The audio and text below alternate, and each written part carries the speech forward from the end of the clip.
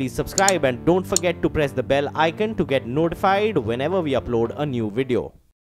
नमस्कार, आपका चहेता चैनल CNBC आवाज 13 साल का हो गया है। इस मौके पर हम उन तमाम दर्शकों को बहुत बहुत शुक्रिया अदा कहना चाहते हैं जिनके भरोसे के चलते आज आवाज नंबर 1 चैनल बना हुआ है और हमारा आपसे वादा है कि आगे भी हम आपके हक की आवाज उठाते रहेंगे। सबसे पहले देखते हैं इस वक्त की सुर्खियां।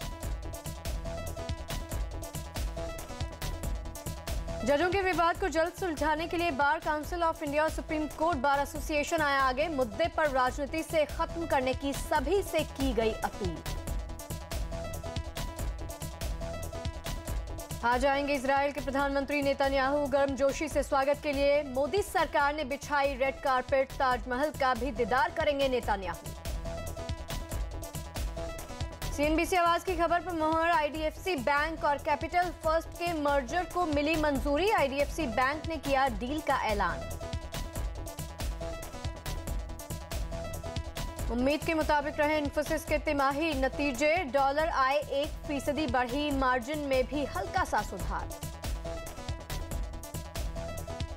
अश्विन के 3 विकेटों की मदद से दूसरे टेस्ट में दक्षिण अफ्रीका पर लगाम कसने में कामयाब हुआ भारत। दक्षिण अफ्रीका पहले दिन बनाए 6 विकेट पर 269 रन।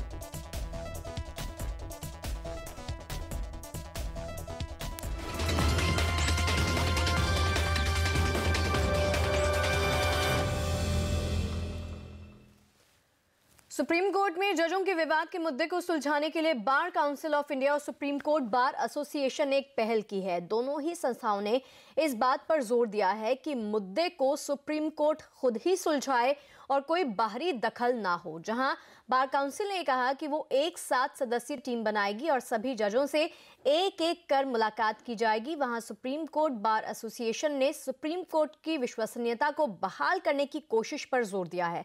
एसोसिएशन ने कहा कि इस मुद्दे पर चीफ जस्टिस को पूरी कोर्ट मीटिंग बुलाकर ही मुद्दे को सुलझाना चाहिए। तो वहीं सुप्रीम कोर्ट के बगावती जजों में से एक जस्टिस कुरियन जोसेफ ने विवाद जल्द ही सुलझने की उम्मीद जताई है। उन्होंने कहा कि इस विवाद में सरकार या राष्ट्रपति के हस्तक्षेप की कोई जरूरत नहीं है। ये सुप्रीम कोर्ट के जजों का आंतरिक मामला है। സ്ഥാപനത്തിനകത്ത സംഭവമാണ്. സ്ഥാപനം തന്നെ വേണ്ട നടപടികൾ എടുക്കുന്നത്. രാഷ്ട്രപതിക്ക് സുപ്രീം കോടതിയുടെ മുകളിലോ സുപ്രീം കോടതി ജഡ്ജിമാരുടെ മേലിലോ പ്രത്യേകിച്ച് ഭരണഘടനാപരമായ യാതൊരു ഉത്തരവാദിത്തങ്ങളുമില്ല. കീഴ്വഴക്കങ്ങളെ മാനിച്ചുകൊണ്ടും ഇതേപോലെയുള്ള പാരമ്പര്യങ്ങളും നടപടിക്രമങ്ങളും ഒക്കെ മാനിച്ചുകൊണ്ടും ഒരു നല്ല നടപടിക്രമം ഉണ്ടാവുമെന്ന് വിശ്വസിക്കുന്നു। तो इसी खबर पर और ज्यादा चर्चा के लिए हमारे साथ हैं हमारे सहयोगी एहतेशाम खान। एहतेशाम, ये बताइए कि क्या ऐसे लग रहा है कि सुप्रीम कोर्ट के जजों के तेवर कुछ नर्म पड़ रहे हैं? देखिए, कल सुप्रीम कोर्ट का काम शुरू होगा। आज तो छुट्टी का दिन है। कल जब सुप्रीम कोर्ट का काम शुरू होगा तो उसमें कुछ विवादित मुद्दे भी सुनवाई के लिए आ रहे हैं और कोशिश ये की जा रही है कि कल से पहले तक चीजें सुधर जाए और जो आपसी बातचीत है उसका कम से कम एक शुरुआत उसकी हो जानी चाहिए। इसलिए आज जो जजेस जो कल तक बाहर थे वो आज वापस दिल्ली आ जाएंगे और उसके बाद बार काउंसिल ऑफ इंडिया का जो डेलीगेशन है उनका ये कहना है कि वो इन जजों से, इसके अलावा जो दूसरे भी जज हैं उन सब से मुलाकात करने की कोशिश करेंगे और 1 to 1 बात करके और कुछ समस्या का समाधान करने की कोशिश करेंगे ताकि कल जब कोर्ट की सुनवाई हो तो उसमें जो चीजें हैं वो बेहतर होकर सामने आए। तो आज भी मुलाकातों का दौर जो है वो सुबह से शाम तक चलता रहेगा और मुख्य न्यायाधीश से भी ये उम्मीद की जा रही है कि शायद वो कुछ अपने सहयोगी जजों के साथ बातचीत करेंगे कि किस तरह से अगर कल जब कोर्ट की सुनवाई शुरू होती है तो उससे पहले कुछ चीजें बेहतर हो या एक फुल कोर्ट मीटिंग बुलाई जा सके। जी एहतेशाम, इस पूरी डिटेल के लिए आपका बहुत बहुत शुक्रिया। और चलिए इसी के साथ आगे बढ़ते हैं और बात करते हैं इजराइल के प्रधानमंत्री बेंजामिन नेतन्याहू आज 6 दिन के दौरे पर भारत आ रहे हैं। प्रधानमंत्री नरेंद्र मोदी और विदेश मंत्री सुषमा स्वराज से वो मुलाकात करेंगे। इस दौरे के दौरान आतंकवाद एक अहम मुद्दा होगा। वहीं बेंजामिन नेतन्याहू गुजरात का भी दौरा करेंगे जहां प्रधानमंत्री नरेंद्र मोदी के साथ बुधवार को रोड शो में वो शामिल भी होंगे। साथ ही 16 जनवरी को ताजमहल देखने आगरा जाएंगे। दौरे के 5वें दिन नेतन्याहू एक बॉलीवुड इवेंट के लिए मुंबई पहुंचेंगे। दौरे से पहले इजरायली प्रधानमंत्री ने कहा कि वो यरूशलेम के मुद्दे पर यूएन में भारत के इजराइल के खिलाफ वोट देने से निराश नहीं है। उन्होंने उम्मीद जताई है कि भारत की यात्रा के दौरान दोनों देशों के बीच संबंध और भी ज्यादा मजबूत होंगे। अब कारोबार जगत की खबरों की ओर रुख करते हैं। सीएनबीसी आवाज की खबर पर एक बार फिर से मोहर लग गई है। आईडीएफसी बैंक और कैपिटल फर्स्ट के मर्जर को मंजूरी मिल गई है। इस मर्जर में कैपिटल फर्स्ट के 10 शेयर के बदले आईडीएफसी बैंक के 139 शेयर मिलेंगे। आईडीएफसी बैंक का ये मानना है कि इस मर्जर से उसकी बैलेंस शीट और मजबूत हो जाएगी। यही नहीं, बैंक को अपना हाउसिंग फाइनेंस बिजनेस बढ़ाने में भी सहायता मिलेगी। आईडीएफसी बैंक और कैपिटल फर्स्ट के मर्जर की खबर सबसे पहले आपको बता दें, सीएनबीसी आवाज ने ही आपको दिखाई थी। और इसी पर ज्यादा बातचीत करने के लिए हमारे साथ फोन लाइन पर सीएनबीसी आवाज के एग्जीक्यूटिव एडिटर अनिल सिंह भी जुड़ गए हैं। अनिल जी, ये बताइए कि इस साल में बाजार की पहली बड़ी डील, ये सौदा दोनों कंपनियों और बाजार के लिए कितना बड़ा है, कितना अहम हो जाता है? 2018 की शुरुआत में ये एक बहुत बड़ी डील, और सबसे बड़ी बात ये कि इस डील के लिए जितना वक्त लग सकता था उतना नहीं लगा है। शायद मुझे लगता है आईडीएफसी ग्रुप ने जो सबक लिया है, पिछली बार श्रीराम ग्रुप के साथ उन्होंने बातचीत शुरू की और काफी लंबा वक्त निकला और फाइनली कुछ हो नहीं पाया। उसको देखते हुए इस बार इन्होंने काफी तेजी से काम किया कैपिटल फर्स्ट के साथ। न सिर्फ उन्होंने ये कहा कि नहीं तो ये भी हो सकता था कि हम एक्सक्लूसिव बातचीत कर रहे हैं, थोड़ा टाइम वक्त लगाएंगे, लेकिन उससे पहले उन्होंने सीधे तौर पर मर्जर का ऐलान किया, रेशियो का ऐलान किया। डेफिनेटली विन विन सिचुएशन है। आईडीएफसी बैंक के लिए ये विन विन सिचुएशन इसलिए कि आईडीएफसी बैंक को ग्रोथ करने के लिए जो कुछ भी चाहिए वो सारा इस डील से मिल रहा है।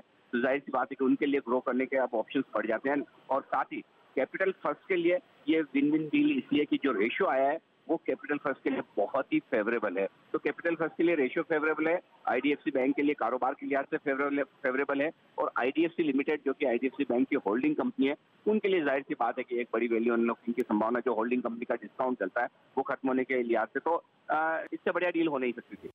चलिए, ये तो आपने बता दिया कि दोनों कंपनियों के लिए एक विन विन सिचुएशन है, लेकिन ये भी बताइए कि इन दोनों कंपनियों के निवेशकों के लिए क्या मौका है? क्या सोमवार को नई खरीद करनी चाहिए? देखिए, तीनों स्टॉक जो इस डील से प्रभावित होंगे, यहाँ आईडीएफसी लिमिटेड जो आईडीएफसी बैंक की होल्डिंग कंपनी है वो कल 65 रुपए के आसपास, 66 रुपए के आसपास वो स्टॉक बंद हुआ है। आईडीएफसी बैंक 68 के आसपास बंद हुआ है, और तीसरा है कैपिटल फर्स्ट 835-40 रुपए के आसपास बंद हुआ है। जो मर्जर रेशियो है कि अगर आज मेरे पास में कैपिटल फर्स्ट के 10 शेयर हैं तो मुझे 139 शेयर मिलेंगे आईडीएफसी बैंक के। अब सिंपल फॉर्मूला है, इस लिहाज से देखें तो 13.9 का जो रेशियो है, यानी कि अगर मेरे पास 10 शेयर कैपिटल फर्स्ट है तो मेरे लिए जो आईडीएफसी बैंक के कल की प्राइस से जो मुझे शेयर मिलेंगे उनकी वैल्यू होती है 940-945 रुपए। तो एग्जैक्टली यहाँ से कैपिटल फर्स्ट में 100 रुपए की वैल्यूएशन गुंजाइश बनती है। जाहिर सी बात है 100 रुपए की गुंजाइश है तो 100 रुपए अकेला कैपिटल फर्स्ट नहीं बढ़ेगा, कैपिटल फर्स्ट उससे थोड़ा सा कम बढ़ सकता है, 50 से 75 रुपए मिनिमम बढ़ सकता है, लेकिन उसके साथ साथ फिर आईडीएफसी बैंक भी थोड़ा बढ़ेगा, थोड़ा कैपिटल फर्स्ट बढ़ेगा, तो रेशियो मैच होने लगेंगे, दोनों का जो वो रेशियो वो मैच होगा।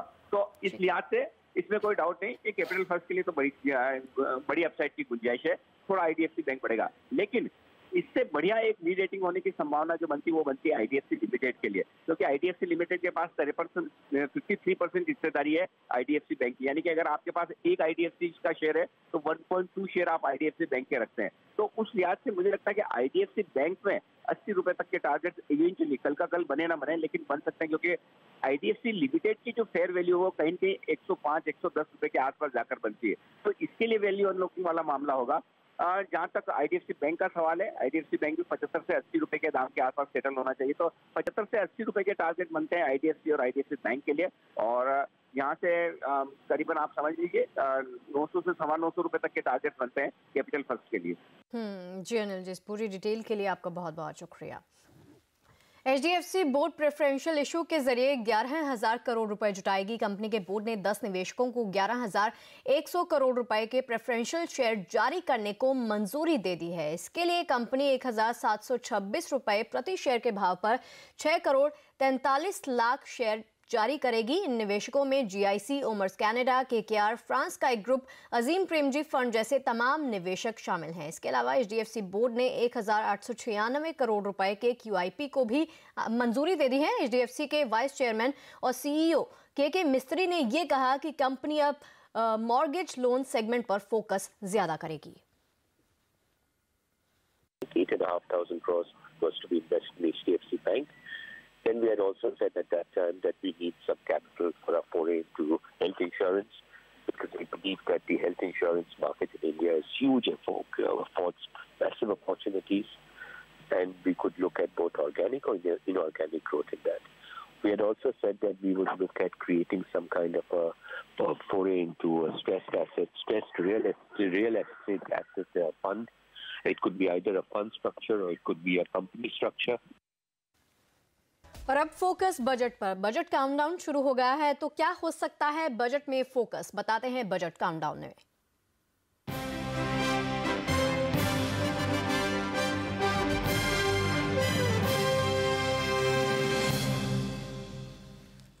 तो इस बार बजट के मूल्यांकन का एक अहम पैमाना होगा रोजगार। अहम आर्थिक सुधारों के बावजूद रोजगार के मोर्चे पर चौतरफा आलोचना का शिकार हो रही है सरकार।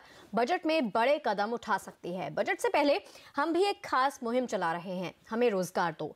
इस सीरीज में हमारे संवाददाता निकल चुके हैं बजट यात्रा पर। इस बजट यात्रा के दौरान हम बेरोजगारी की असली तस्वीर आप तक पहुंचाने की कोशिश करेंगे।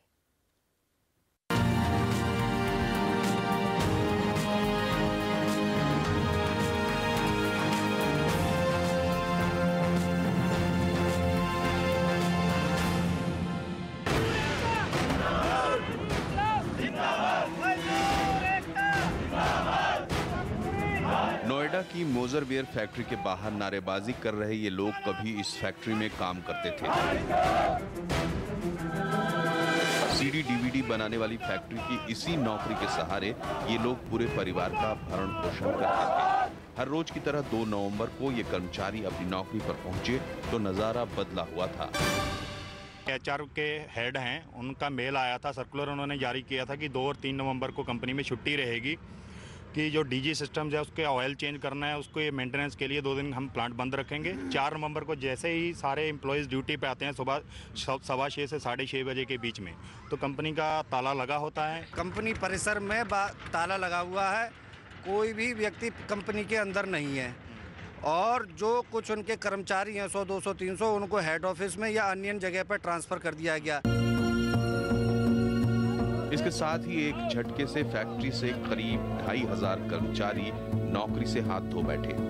मेरा लड़का 11th में पढ़ रहा है, उसका करियर का सवाल है और पूरा बर्बाद होने के नौबत पे आ गई है।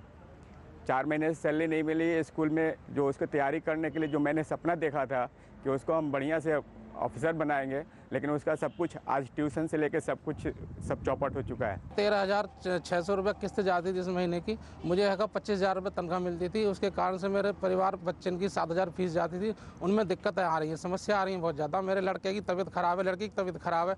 इस हालत में मैं कहाँ से पैसा दूँ? इधर बैंक वाले का डंडा हो रहा है, इधर लेना देना कहाँ से मैं समस्या करूँ। रोज़ दिमाग में टेंशन होती है। किसी का लोन बकाया है तो कोई अपने बच्चों की फीस नहीं चुका पा रहा है। इनमें से हर कोई हर सुबह इस उम्मीद में आता है कि शायद आज फैक्ट्री का ताला खुला हो और आज उन्हें काम करने का मौका मिले, लेकिन हर शाम मायूस होकर वापस लौट जाता है। हर साल लाखों करोड़ों नए रोजगार पैदा किए जाने के दावे किए जाते हैं, लेकिन दूसरी सच्चाई ये भी है कि कुशल कामगार नौकरी से निकाल दिए जाते हैं और उनकी सुध लेने वाला कोई नहीं। ये समस्या सिर्फ मोजरवेयर की नहीं है। देश में करीब 1/3 रोजगार देने वाले मैन्युफैक्चरिंग और कंस्ट्रक्शन सेक्टर गहरी समस्या से दो-चार हो रहे हैं। RBI के मुताबिक इस साल अप्रैल से सितंबर के दौरान मैन्युफैक्चरिंग सेक्टर में ग्रोथ पिछले साल के 6.1% से घटकर 1.9% हो गई है। फिक्की के ताजा सर्वे में सेक्टर से जुड़े 73% कंपनियों ने कहा कि वे अगले 6 महीने में अपने प्रोडक्शन में किसी तरह की क्षमता बढ़ाने की स्थिति में नहीं हैं और 85% अगले 3 महीने में नई नौकरियां नहीं दे पाएंगे। प्रोजेक्ट ट्रैकिंग एजेंसी CMIE के मुताबिक नई परियोजनाओं की घोषणा दिसंबर में अपने 13 साल के सबसे निचले स्तर पर पहुंच गई। ऐसी हालत में अगर सरकार रोजगार बढ़ाने पर जोर देगी तो बजट में मैन्युफैक्चरिंग सेक्टर को सहारा देना होगा। रोहन सिंह, नोएडा। नए लेबलिंग नियमों को लागू करने में इंडस्ट्री को दिक्कतें आ रही हैं। इसे देखते हुए उपभोक्ता मामलों के मंत्रालय ने इंडस्ट्री को एक बार फिर से राहत देने का फैसला कर लिया है। मंत्रालय ने नियम लागू करने के लिए कारोबारियों को 31 जनवरी तक का समय बढ़ा दिया है। पैकर्स इंपोर्टर्स को थोड़ी राहत दे दी है। उपभोक्ता मामलों के मंत्रालय ने सभी राज्यों के लीगल डिपार्टमेंट को चिट्ठी लिखी है, जिसमें कहा गया है कि अगर कोई कारोबारी केंद्र सरकार की ओर से लागू पैकेज्ड कमोडिटी के नए नियम अभी लागू नहीं कर पा रहा है तो 31 जनवरी तक उसके खिलाफ कोई कार्रवाई न की जाए। केंद्र सरकार ने साल की शुरुआत से ही डब्बा बंद सामान की पैकेजिंग को लेकर नए नियम लागू किए थे, जिसमें पैकेट के साइज के 40% हिस्से में सामान की जानकारी देना, एमआरपी को बड़े अक्षरों में लिखना, सामान की मैन्युफैक्चरिंग डेट या महीने की जानकारी देना, डेट ऑफ एक्सपायरी की जानकारी देना और कंज्यूमर हेल्पलाइन नंबर की पूरी जानकारी बड़े अक्षरों में देना शामिल है। लेकिन इंडस्ट्री में इन नियमों को लेकर आज भी कंफ्यूजन बना हुआ है।